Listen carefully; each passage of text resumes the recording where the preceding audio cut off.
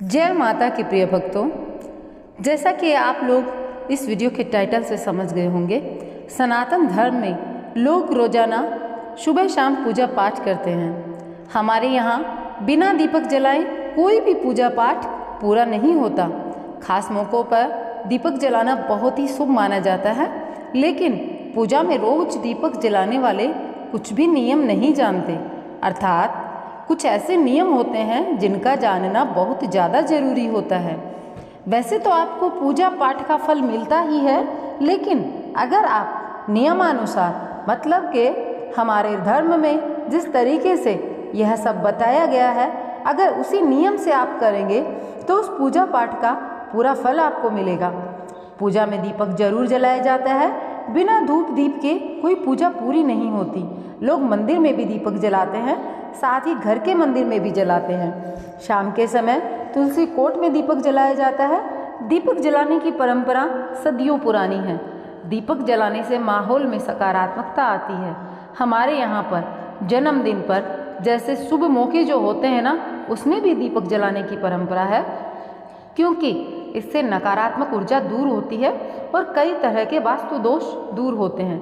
लेकिन रोजाना पूजा में दीपक जलाने वाले कुछ गलतियां कर बैठते हैं, जिससे दीपक जलाने का पूरा फल नहीं मिलता है। तो आज के वीडियो में हम आपको बताएंगे कि किस तरीके से आपको दीपक जलाना चाहिए और कौन से मौके पर तेल का दीपक जलता है, कौन से मौके पर घी का दीपक जलता है। तो चलिए ध्यान रख लेते हैं ये सारी बातें और वीडियो को अंत तक देखिएगा। संपूर्ण बातें जो भी वीडियो में बताई गई हैं बहुत ही ज़्यादा महत्वपूर्ण हैं। और हाँ, वीडियो में आगे बढ़ने से पहले अगर आप अपने हिंदू धर्म से जुड़े रहना चाहते हैं तो वीडियो को लाइक कर दीजिए और चैनल पर पहली बार अगर आए हैं तो चैनल को सब्सक्राइब कर लीजिए और कमेंट बॉक्स में एक बार जय माता की अवश्य लिख दें। तो देखिए, हमेशा ध्यान रखें कि पूजा में घी का दीपक हमेशा अपनी बाईं ओर रखें। जिस तरफ आप बैठे हैं तो अपनी बाईं ओर आपको घी का दीपक जो है वह रखना है, और वहीं तेल का दीपक जला रहे हैं तो उसे अपने दाएं हाथ की ओर रखें। साथ ही दीपक को भगवान से बहुत दूर ना रखें।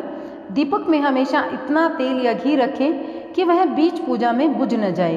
दीपक का पूजा के बीच में बुझना बहुत ही ज़्यादा अशुभ माना जाता है। भगवान से मनोकामना पूर्ति के लिए प्रार्थना कर रहे हैं तो तेल का दीपक जलाएं। घी का दीपक देवी देवता को समर्पित करने के लिए जलाया जाता है। आर्थिक तंगी से अगर परेशान हैं तो देवी दुर्गा के सामने घी का दीपक जलाएं। इससे आपकी आर्थिक स्थिति बहुत ज़्यादा मजबूत होगी।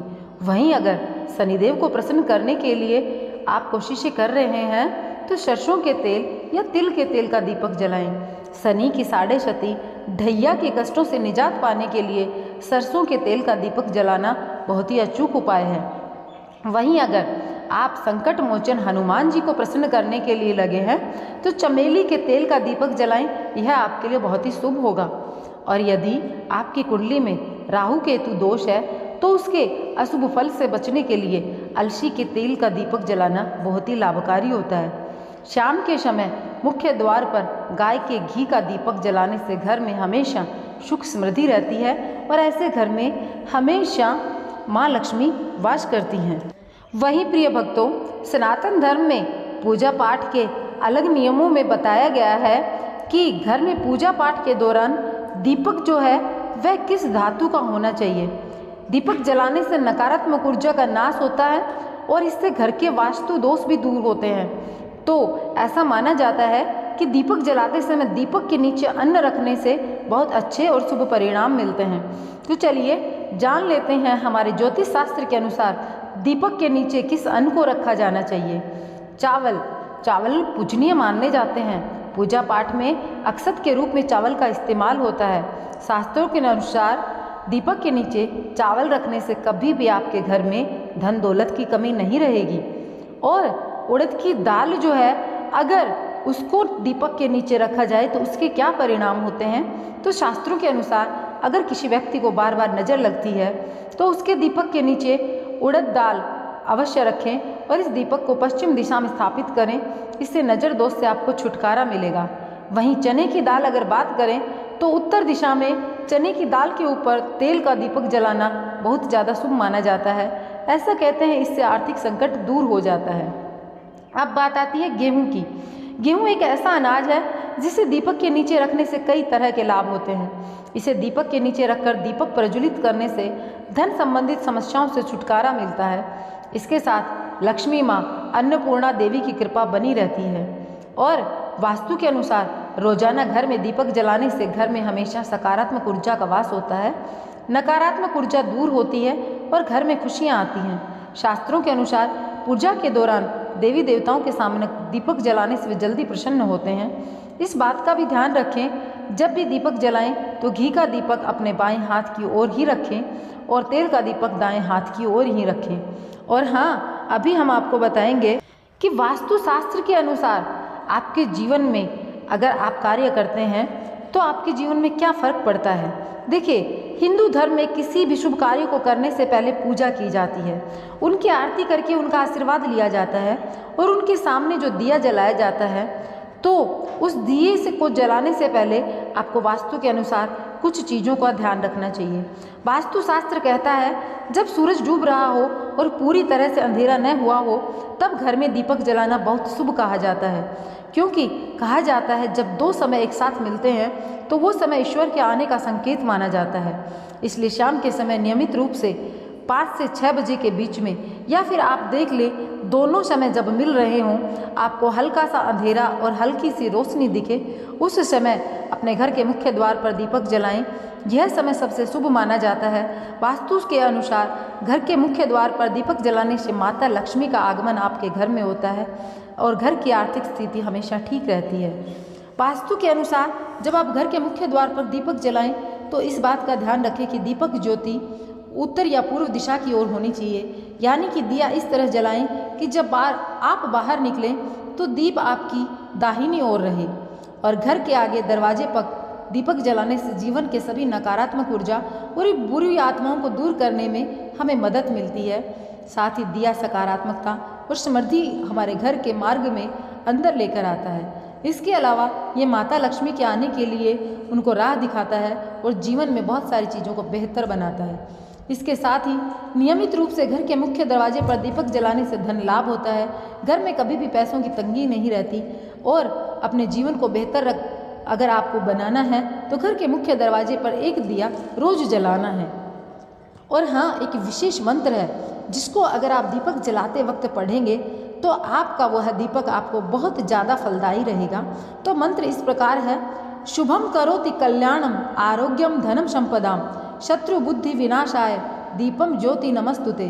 तो यह जो मंत्र है इसको अवश्य पढ़ें अगर आप पढ़ सकते हैं तो। और यह मंत्र अगर आप पढ़ेंगे तो आपके घर में सुख समृद्धि धन धान्य माता लक्ष्मी सारे विराजमान रहेंगे।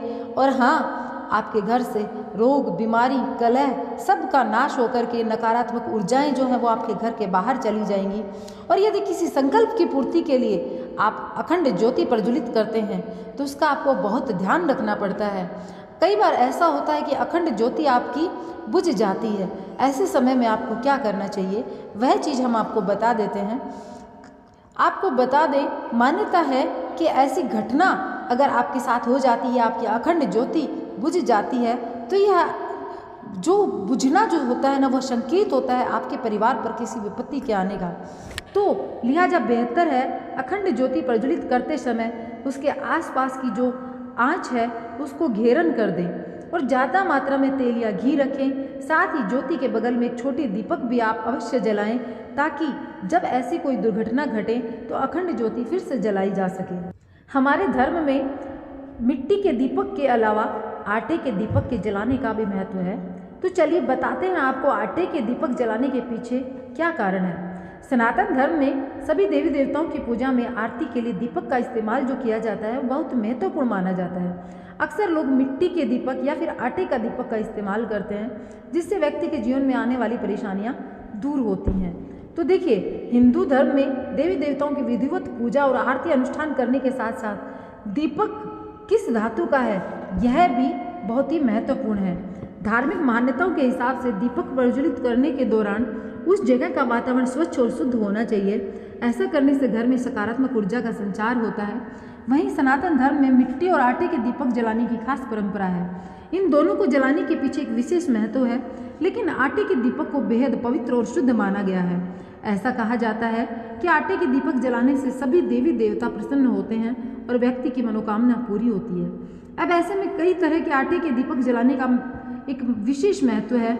आइए हम आपको बताते हैं कि कौन से आटे से दीपक जलाने से आपको कौन से लाभ होंगे।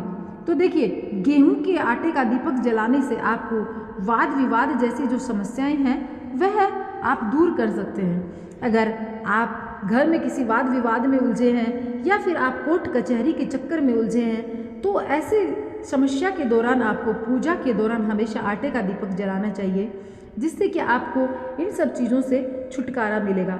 बहुत से मेरे भाई बंधु ऐसे हैं जो कि कोर्ट कचहरी के चक्कर में पड़ गए हैं और लंबे समय से कोर्ट कचहरी के चक्कर में पड़े हुए हैं और उनको कोई भी समस्या जो है ना हल होती नहीं दिख रही। वो रोजाना अपने घर में आटे का दीपक, गेहूं के आटे का दीपक अवश्य जलाएं, उनको इस समस्या से छुटकारा मिलेगा। अब बात करते हैं मूंग के आटे के दीपक जलाने से क्या होता है। तो मूंग के आटे से अगर आप दीप प्रज्वलित करते हैं तो आपके घर से दरिद्रता का नाश होता है, घर में सुख शांति आती है और आपके घर में कभी भी आर्थिक संकट नहीं आता है। अब बात करते हैं उड़द का दीपक, मतलब उड़द के आटे का दीपक अगर आप जलाते हैं तो आपके साथ में कौन सी समस्याएं जो है जो हल हो जाती हैं।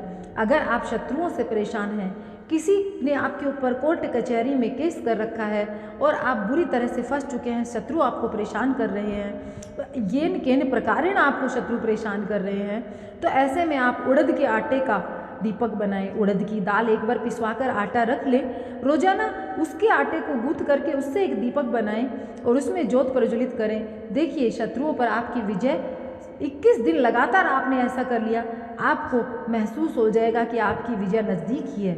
अब बात करते हैं दीपक जलाने के कुछ नियम होते हैं। अगर आपकी कोई मनोकामना है, उसे पूरी करना चाहते हैं, तो आटे के दीपक को बढ़ते क्रम में या फिर घटते क्रम में जलाएं। इसे आप 11, 21 या 31 दिन तक जला सकते हैं।